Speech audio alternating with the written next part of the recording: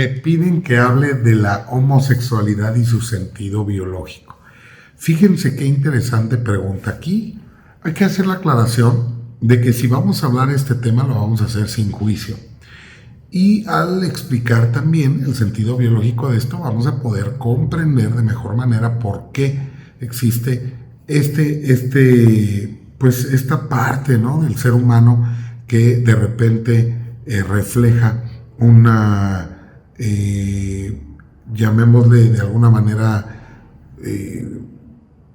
una preferencia sexual distinta a la que tradicionalmente debería de ser, porque al final pues todos son parte de la cultura, tradiciones, creencias, etc.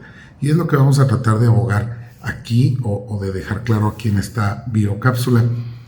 Miren, una persona que nace de un sexo y en el rol ejerce otro, pues evidentemente lo que hace esa persona es equilibrar el sistema familiar. Por ejemplo, si hay exceso de autoridad de rol masculino en el árbol o en la familia, esta persona podría estar cubriendo esa necesidad de equilibrar el exceso de ese rol. Por ejemplo, si hay necesidad del rol hay exceso de rol masculino, pues esta persona puede equilibrar siendo hombre, teniendo un rol femenino y viceversa. Pero también habría que ver que existe, para mí, mi forma de verlo desde mi mapa, existirían 2 o 3 o más explicaciones de por qué una persona podría cambiar de sexo. La primera, y considero la más importante, es el deseo, o lo que llamamos nosotros en biodesprogramación, el proyecto sentido de la persona. Por ejemplo, si uno de los padres desea encarecidamente que su bebé que está próximo a nacer sea de cierto sexo, en este caso ya sea hombre o mujer. Ese para mí sería uno de los principales, ¿no? Por ejemplo, que yo, teniendo un bebé, pues quisiera que fuera hombre, sale niña. Y esa niña, conforme crezca, si siente algún rechazo de mi parte, podría tomar un rol masculino en la sociedad, en la misma familia, con el afán de agradar y ser aceptado por el padre, y asimismo por la madre, si se diera el caso. Igual en una niña, si esta niña tiene preferencias del mismo sexo, pues tomando un rol masculino, entonces tendríamos que buscar esa parte, querer agradar a los padres. Como lo he dicho en otras cápsulas, la mayoría de los conflictos inicia con mamá y papá. De hecho, es bien sabido que siempre juzgamos a los padres y pocos o realmente contados son los hijos que están 100% conformes con el rol o el comportamiento que han tenido sus padres con él. Como siempre acaban comparando, yo siempre digo que los hijos siempre acaban juzgando a sus padres, así se hayan sido buenos, muy buenos o medianamente buenos o muy malos. Cuando ya el ser humano convive con otras personas y platican sobre el tema ya en una edad más adulta, pueden entonces dar de cuenta o comparar con otros padres qué tal fueron los suyos y tener una evaluación con una medida más justa, ¿no? Porque muchas veces los niños desde niños, sin tener la información de otros padres y cómo han sido otros padres con otros hijos, ya están juzgando, es que mi papá no es como yo quisiera, ¿no? Cuando ya crecen o empiezan a enrolarse con otros niños y platican cómo son los papás de los otros o escuchan cómo son los papás de los otros, empiezan ya a darse cuenta que sus papás o verdaderamente fueron muy malos o verdaderamente fueron muy buenos. Ahora, ¿qué pasa? Estas personas, ciertas personas, por tratar de agradar al padre, inclusive podría darse el caso que tomen solamente el rol masculino en lo que ejercen, trabajan en trabajos de hombres, mujeres, por ejemplo, mujeres o hombres que trabajan en empleos de mujeres y toman ese rol. No necesariamente tienen que hacerse homosexuales, pero toman ese rol muchas veces por esta parte querer agradar. Hay mucha tela de donde cortar en este tema, porque también Por ejemplo, si papá no está, pues indudablemente una niña va a tener que tomar el rol de hombre, porque se va a tener que defender, se va a tener que poner a trabajar a temprana edad, bla, bla, bla, bla, bla. Igualmente, una mujer que no tuvo el apoyo de su madre, pues va a maternar en exceso y va a tomar un rol excesivamente femenino, o bien si es hombre, pues puede tomar también un rol femenino y podría tener gustos muy femeninos. Ahora, también habría que analizar lo que ha pasado, bueno, lo que ha vivido la persona. Por ejemplo, hay quienes nacen con esta tendencia homosexual o bien se van formando. El primer ejemplo del que yo hablé, de que empiezan a querer agradar a papá y mamá tomando un rol del sexo contrario, pues esto podría hablar ya, si es desde niño, podría hablar de esa necesidad de agradar al padre desde niño. Pero también podemos encontrar personas que nacieron muy en su sexo, muy en su rol correspondiente a su sexo, y van cambiando este rol conforme pasa el tiempo. Y aquí habría que ver qué es lo que ha pasado en la historia familiar en la historia de vida de esa persona, para ver qué le ha llevado a tomar esa decisión de cambiar el rol poco a poco.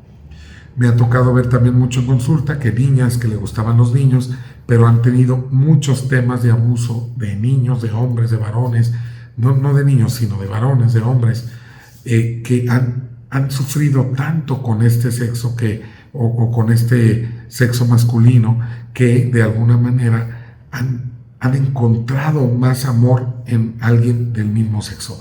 Y eso de alguna manera también los puede hacer cambiar y vivir esta homosexualidad. También podemos buscar en la historia familiar y vamos a encontrar que la persona existe mucha historia en donde un sexo masculino, ya sea masculino o un sexo femenino, ha abusado del sexo contrario. Entonces aquí, por ejemplo, si los hombres han abusado muchísimo del sexo femenino, con exceso de autoridad me refiero, y los hombres han hecho muchísimo daño, entonces vamos a encontrar que acá puede haber personas que hayan decidido vivir esta homosexualidad. La que yo creo que es la que tiene más sentido biológico, bueno, todas, ¿no? Todos los ejemplos que acabo de poner, pero cuando es así desde niño, que viene por ese deseo inconsciente de los padres de tener un niño con esa sexualidad, pues entonces ahí llamo yo de alguna manera, no tanto por vivencias dramáticas, se da por esa parte de agradar al padre, y ese yo creo que es de los más comunes. En segundo lugar, yo creería que es esta parte donde las personas han tenido mucho abuso de ese sexo, del sexo contrario, y se han pasado a ponerse en ese mismo sexo para poderse defender.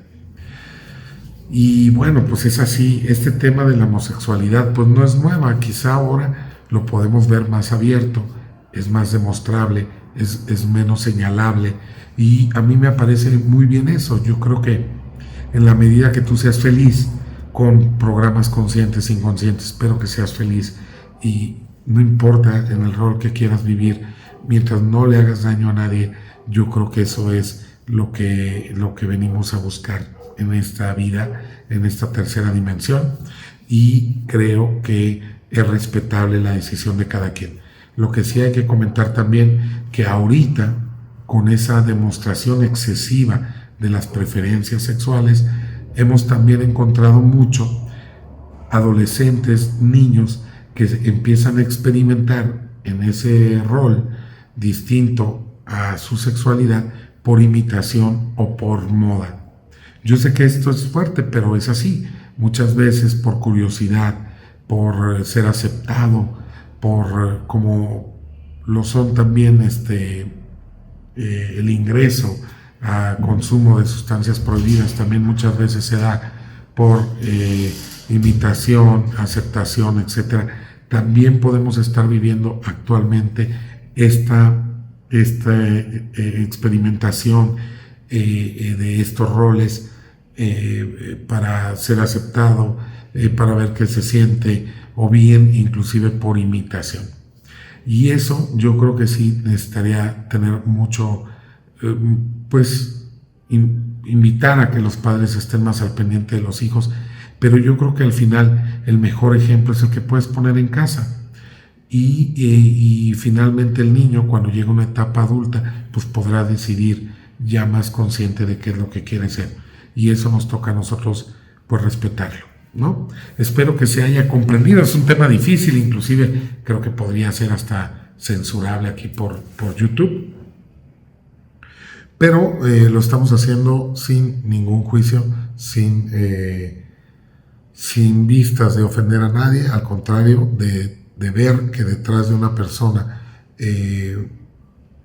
que cambia sus preferencias, pues debe de haber una historia que se debe de conocer, y por lo tanto invita a esta historia a no caer en el juicio, sino en la comprensión. ¿Sale?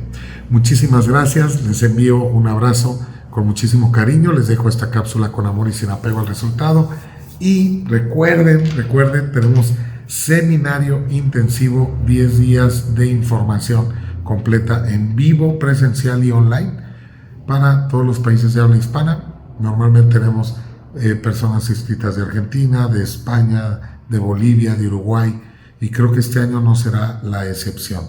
Y también comentarte que estaré en Ciudad de México, Querétaro, León, y estamos, híjole, esto no se nos había dicho, pero estamos organizando el primer Congreso Internacional de Biodesprogramación.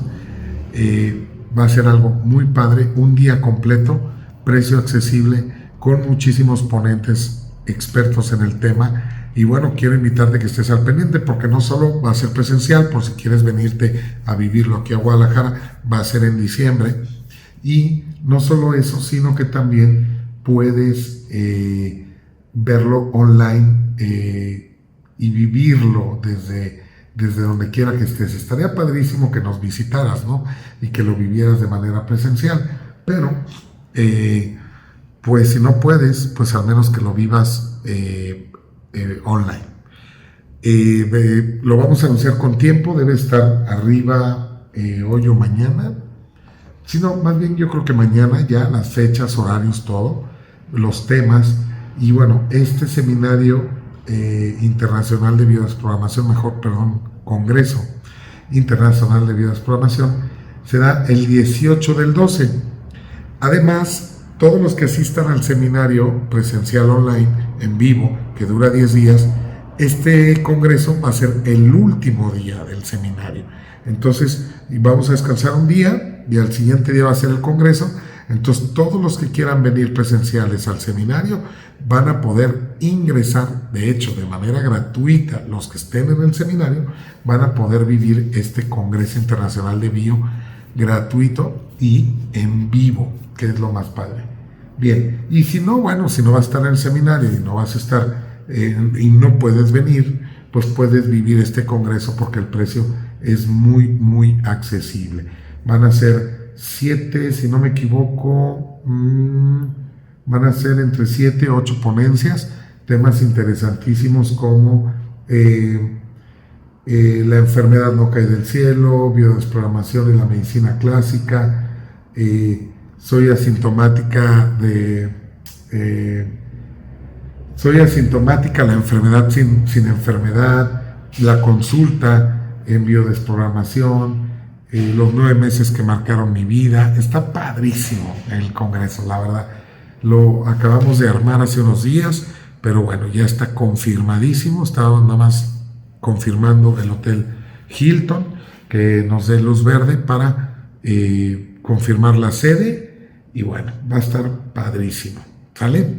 Muchísimas gracias por atender esta biocápsula, y bueno, pues nos vemos en la que sigue. Muchas gracias.